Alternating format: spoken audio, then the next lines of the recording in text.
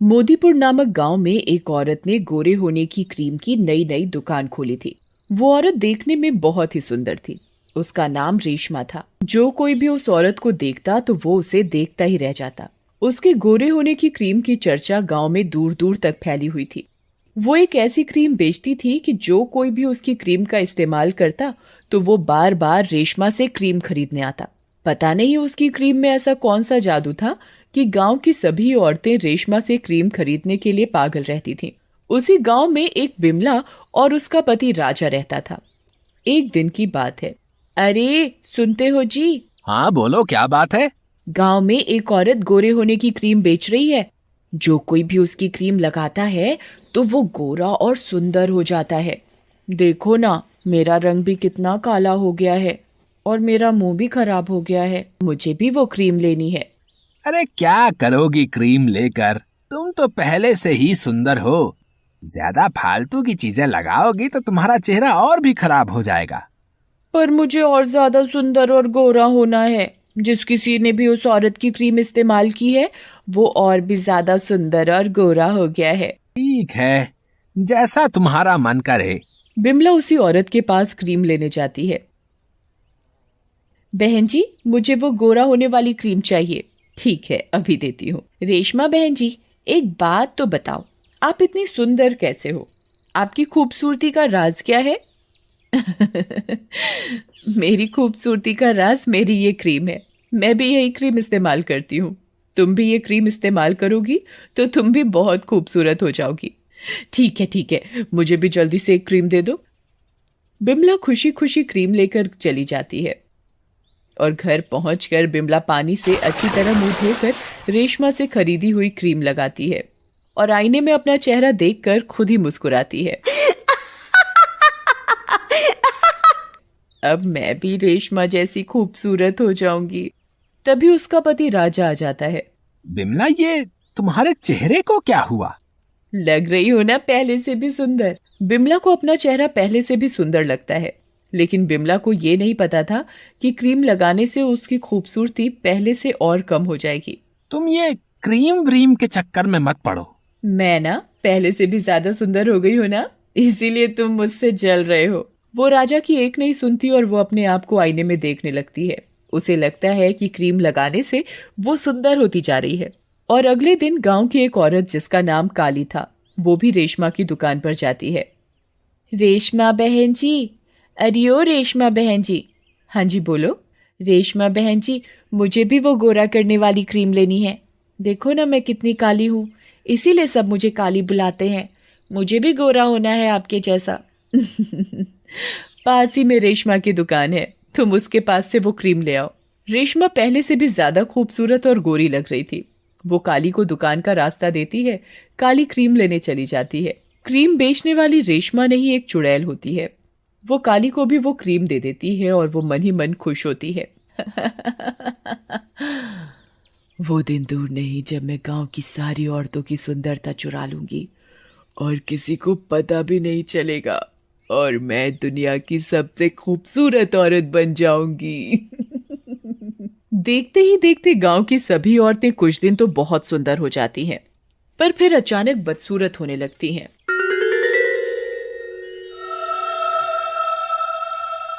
काली अपना मुंह धोकर क्रीम लगाती है। क्रीम लगाते ही काली और काली हो जाती है, पर उसे लगता है वो बहुत सुंदर लग रही है और वो खुशी से गुनगुनाने लगती है। अरे काली, ये तेरे मुंह को क्या हुआ है? तू तो पहले ही इतनी काली थी, अब तो और बुरी लग रही है।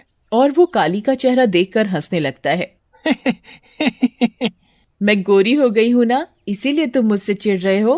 काली का चेहरा सही में पहले से भी ज्यादा काला हो जाता है। इस क्रीम के चक्कर में तू पागल हो गई है काली। मेरी बात मान और इसे लगाना छोड़ दे। जमलू घर के किसी काम के लिए बाहर चला जाता है। दूसरी ओर पंडिताइन भी पंडित जी से क्रीम के बारे में बात कर रही होती हैं। पंडित जी, मुझे आपसे एक बात कहनी है। गांव की औरतें क्रीम लगाकर कितनी गोरी और सुंदर होती जा रही हैं। मुझे भी गोरा और सुंदर होना है। अरे भाग्यवान, अब तुझे क्या पड़ गई बुढ़ापे में सुंदर दिखने की? तू तो आज भी 25 की लगती है। अजी छोड़ो ना, तुम भी ना मजाक करते हो। कसम से तुम्हें तो क्रीम की जरूरत ही नहीं है। देखो, तुम मुझे मत बहलाओ, मुझे क्रीम चाहिए तो चाहिए बस। अब ये पंडिताइन मानने वाली तो है नहीं। अच्छा ठीक है, तुम वो क्रीम ले आना। पंडिताइन को भी बुढ़ापे में सुंदर दिखने की क्या जरूरत पड़ गई। पंडिताइन रेशमा से क्रीम लेने पहुंच जाती है। अरे रेशमा, जरा मुझे भी तो गोरा होने की क्रीम देना। अभी देती हूँ, रेशमा मन ही मन कहती है। लगता है बुढ़ियों को भी सुंदर और जवान बनने का शौक लगा है। रेशमा पंडिताइन को क्रीम दे देती है। पंडिताइन क्रीम लेकर बड़ी खुश हो जाती है। अब तो मैं भी सुंदर बन जाऊंगी और मुझे कोई बुढ़िया भी नहीं बोलेगा। पंडिताइन जल्दी जल्दी अपने घर चली जाती है और जल्दी से अपना मुंह धोकर क्रीम लगाती है। क्रीम लगाने के बाद पंडिताइन अपना मुंह आईने में देखती है तो फूली नहीं समाती। अरे वाह, मैं तो कितनी सुंदर लग रही हूँ। दूसरी ओर जमलू कहीं जा रहा होता है तो उसे रास्ते में रेशमा की दुकान दिखाई देती है। रेशमा की दुकान पर क्रीम लेने वाली औरतों की काफी भीड़ थी। जमलू भी भीड़ देखकर रुक गया। वो रेशमा को देखता तो उसे देखता ही रह जाता है। उसे रेशमा पहले से भी ज्यादा खूबसूरत लग रही थी। वो मन ही मन सोचता है, गांव की औरतें दिन पर दिन बदसूरत होती जा रही हैं और रेशमा खूबसूरत, आखिर चक्कर क्या है। और वो अपने काम के लिए निकल जाता है। आगे चलकर जमलू को रास्ते में राजा मिलता है। और जमलू भाई कैसे हो? ठीक हूँ राजा भैया, पर पता नहीं ये तुम्हारी भाभी को क्या हो गया है।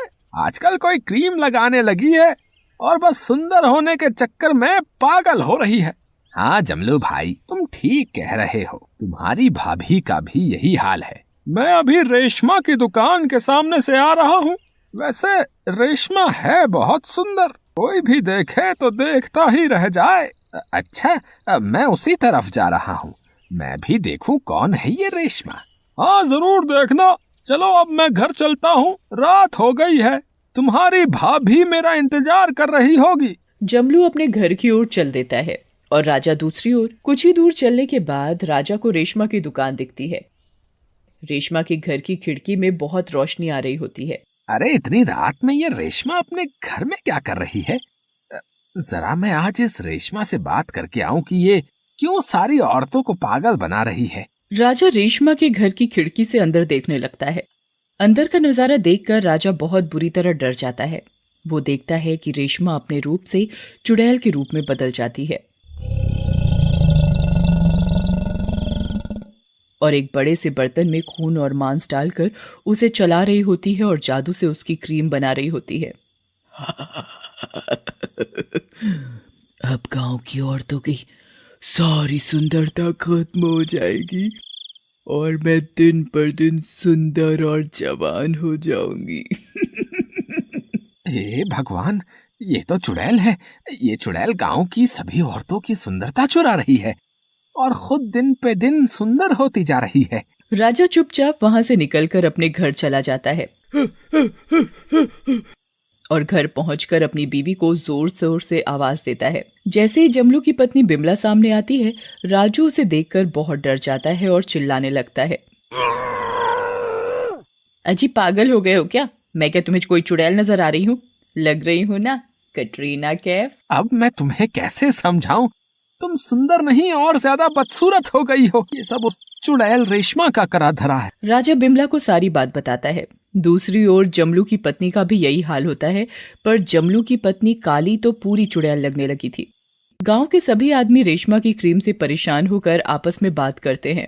अरे भाई, ये रेशमा कोई खूबसूरत औरत नहीं है, बल्कि एक चुड़ैल है। मैंने अपनी आँखों से उसे रात में तांत्रिक पूजा करते देखा है। हे भगवान, चलो हम सब पंडित जी के पास चलते हैं, उनके पास जरूर कोई ना कोई उपाय होगा। क्या हुआ? अब तुम सब मेरे घर कैसे? और पंडिताइन, तुमने अपनी ये क्या हालत बना रखी है? राजा पंडित जी को रेशमा के बारे में सब बताता है। मुझे तुम उस चुड़ैल के पास ले चलो। जमलू, राजा और गांव के सभी आदमी पंडित जी को उस चुड़ैल के पास लेकर जाते हैं। कुछ ही देर में सब लोग रेशमा की क्रीम की दुकान पर पहुंच जाते हैं। रेशमा चुड़ैल के रूप में बदल जाती है। ए पंडित, अपनी जान प्यारी है तो तू चला जा यहाँ से। मैं नहीं छोड़ूंगी इन औरतों को। मुझे दुनिया की सबसे सुंदर औरत बनना है बस। तू ऐसे नहीं मानेगी। पंडित जी मंत्र पढ़कर दुकान में रखी सारी क्रीम में आग लगा देते हैं। आग लगते ही चुड़ैल जलकर मर जाती है और गांव की औरतें ठीक हो जाती हैं।